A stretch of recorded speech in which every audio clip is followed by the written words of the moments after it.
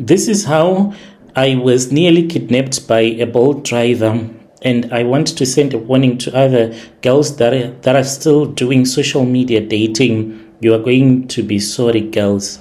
Admin, please hide my face and my name! Exclamation mark. I am using a fake account to write this message to you, Brother Nashi. I would be grateful if you can read it without posting my voice or to even shame my pictures, since I have used my original account. I'm staying here. I have a room that I am staying alone. I used to shame with another girl, but ever since I started doing hookups, I started to be able to afford my own room. I stay in the CBD in Polokwane. This is what happened to me yesterday. You won't even believe it. It was outside of Mall of the North. It was a real life nightmare for me. Okay, my background. I am a 21-year-old student. I was raised in a strict, God-fearing home. My home, it is in Giyani, here in Limpopo still. So I grew up with my parents, and they were very strict even to this very day. My mom, she is always on WhatsApp telling me to fast with her. She is always fasting for me, but what my mom does not know is that I am busy sleeping with boys this side so that I can be able to finance myself. And I blame my friend. She is the one that made me to do all of these things. Growing up, my parents, they always told me that I should keep my virginity until I get married. But unfortunately, I lost it when I was only 14 due to peer pressure. And when I am home, I pretend as if I am that good girl, but my mom, she does not even know that I know more things than she know in the bedroom. I pretend as if I am a respectful Christian girl whenever I am back home. So when I came to Polokwane, when I first left Giyani to come and study in Polokwane, my dreams as always, I even promised my mom that I would strictly focus on my books, strictly focus on church. But life here, when you are in the city, especially if you were born and raised in the villages, it changes. It becomes very fast. Everything that you need to buy it. And money that you get for your allowance, it will never be enough. The money that I always get, it is only enough to cover for my rent money, my food money, as well as to buy clothes, as well as other toiletries. That is when I met my close varsity friend. So she is someone that is also selling her body in the street in the CBD. But this girl, she gave me peer pressure due to the fact that she was always borrowing me money, and whenever she would go out on a date with a guy, when she comes back, she would always give me money. I was like a little puppy. We would then go and order some food and come back home and we eat. And whenever I wanted to take pictures, I would use her iPhone. Later on, she was like, girl, why are you like this? Why don't you want also to live the kind of a life that I am living? I was like, my sister, where are you getting all of that money that you are getting? Because as far as I know, you said that your parents, they are not working. She said to me that whenever she goes out with a man, she is not only being taken out for a date, but she is being taken to a guest house. Eventually, I got to find out that she was meeting these guys on your Tinder, TikTok, even posting videos, dancing inappropriately so that guys can come to your DM and then you can go and you can sleep with them. Even on Facebook, you go into those groups where women are selling their bodies. So when she told me about this, that she goes and she sleeps with a guy at a guest house and she walks out with maybe 1,500, I was like, I also want to be like that. But my heart, it was beating really fast because my Christian conscience was telling me that this is wrong. It is sin. You can't be sleeping with men like that. But after a couple of weeks, I then gave into the temptation. She helped me to set up a fake Tinder profile, nice pictures, not showing my real face, just showing my cleavage, so that guys can get to know that this one, she is just looking for sex, for money. She's not looking for anything. She just wants to do a hookup. Fast forward, Bronash, to yesterday afternoon. a guy on Tinder, whom I will call Selo, he then sent me a message. I did not even know that this was not your Selo. He was a Nigerian guy. He said that he was in Polokwane for work, but he came from Pretoria. And I said, okay, it's fine. He then said to me, where are you? And I told him where I was. By then, we're talking on WhatsApp. We started to talk about meeting and doing a hookup. I told him that, okay, it's fine. Where do you want us to meet? He said, I will be at Bolivia Lodge. I don't know where I can find you. And I said, okay, yeah, I know the place, because that is where my friend usually goes for her hookups. She meets up with boys and then they drive, they sleep there.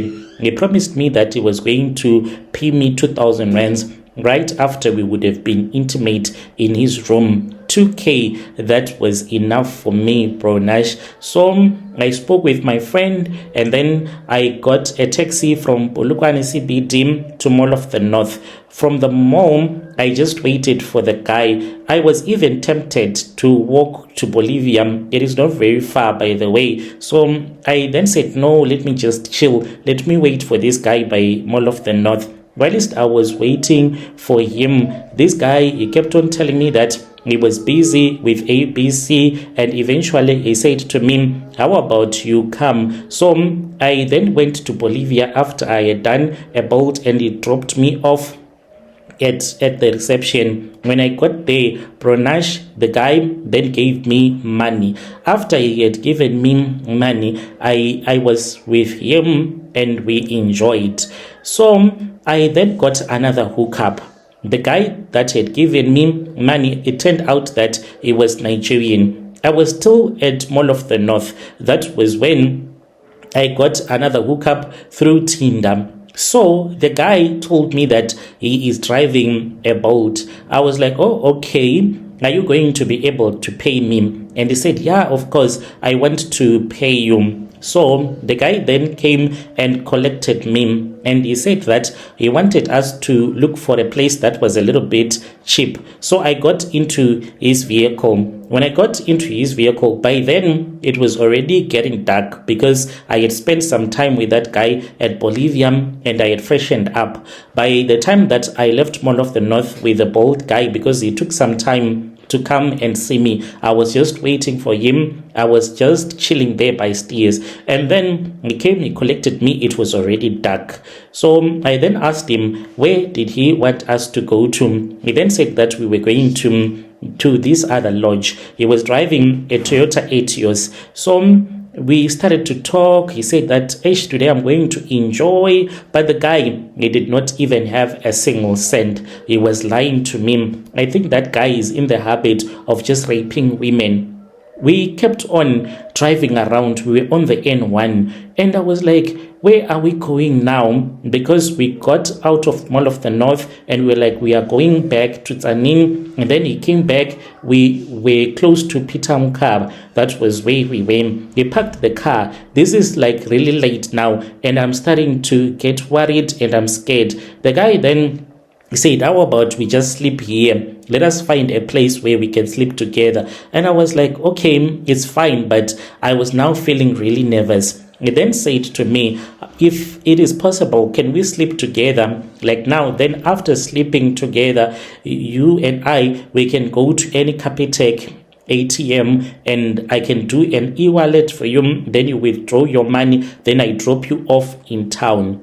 And I said, no, the way that I work, you give me my money first. I've never slept with a guy who has promised me money, because I asked you when you came to pick me up, I was like, do you have the money to pay me? Because I also need this money. If you refuse, what am I going to do? And the guy then said, come on, man, just sleep with me. After sleeping with me, I am going to give you your money. I am going to transfer this money, or we can go and do an e-wallet. By then, I was really scared. I said, okay. We then went to the back seat. We did what adults do, but it was really chilling cold. I did not even enjoy it.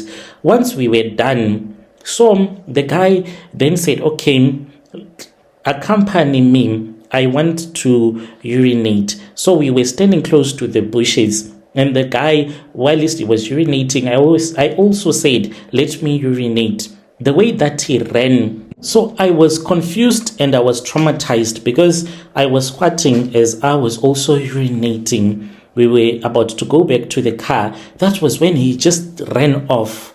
You know, when someone knows and has planned what they want to do, they are calm and they are chill. And as for you, the moment that they do something that you did not expect, you start to become nervous. So I panicked. He screamed. He was like, snake, snake, snake. So I thought that where we were standing, he had seen a snake. The guy, before I could even get hold of myself, I even urinated on myself. He ran straight to his car. He jumped into his vehicle and he drove off.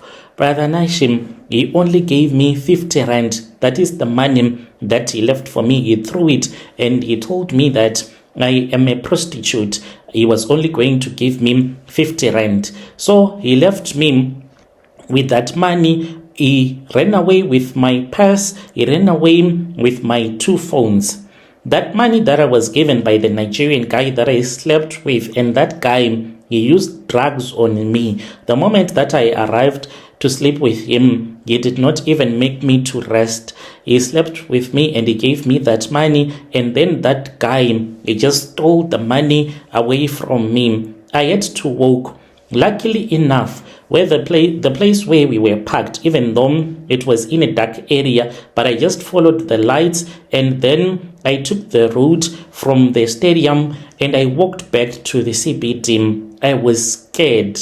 I was not even wearing any shoes. I walked until I returned back and I told my friend that this is what had happened. I don't even want to do a police case. Like, I'm really scared. What if my mom is going to find out about this?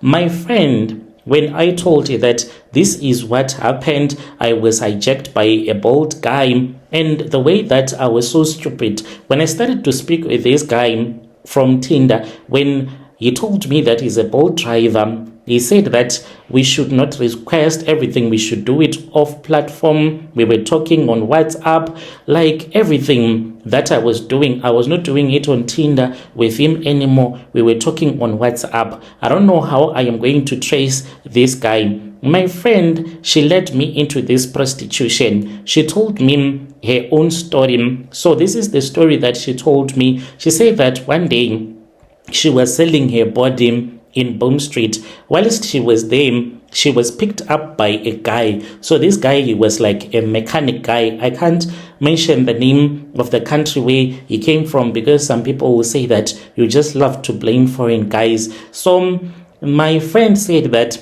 this guy then drove with that guy to a place where they were selling their bodies up there at Pink House, and then the guy went with her in another room. The guy slept with my friend and he had a knife that he was putting on her throat. All along, I did not even know that my friend, she is HIV positive.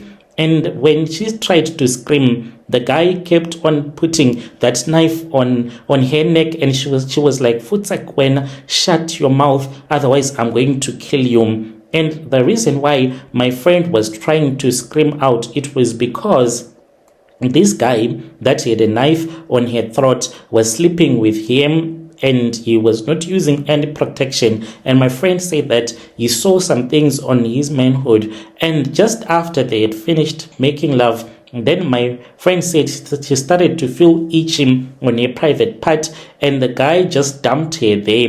He was driving a car without even a number plate. And now I am really scared, Brother Nashim. I'm still dating these guys. I'm still using the application. I'm still meeting guys that I don't even know. Right now, as I'm talking to you, I need money. There is a guy that is in Teflop. He's saying that he wants to spend a night for me. He's going to give me at least 1K. I'm thinking of going to TEF, and then I sleep with that guy, and then I catch a taxi and I go and I see my mom.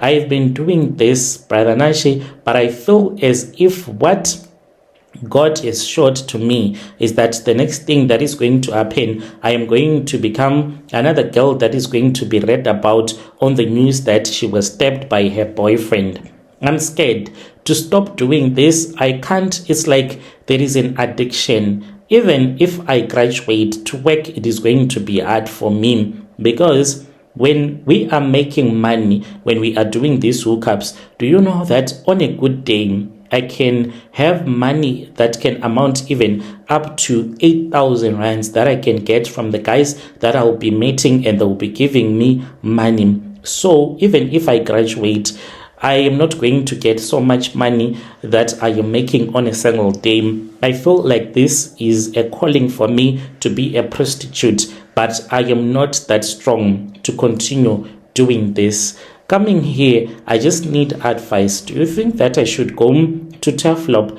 to sleep with this guy that I just met online? Or do you think that I'm going to end up being like that girl that they would be talking about on the news, that there is a girl that has been murdered by her boyfriend? Please assist me. Your dear listeners, right, there was a message that was sent to us by our DM sister. Let us speak with him in the comment section. Strange things indeed, they do happen in this world. Let us talk with her. I don't think that you should continue on this path, my sister, because it is a strong warning that even God is giving to you. That guy that you say he came and he picked you up and he dropped you off by the stadium after sleeping with you, and then he ran away from you. Maybe he was going to do something bad. Just imagine you get picked up by a psychopath and he ends up killing you. Just imagine the pain that your mother is going to feel when you are gone. As for now, since you say that it's like you have an addiction, you can't stop it, maybe only meet these guys in public spaces. Only in public spaces. I don't know what you think. Let us talk with our DM system in the comment section.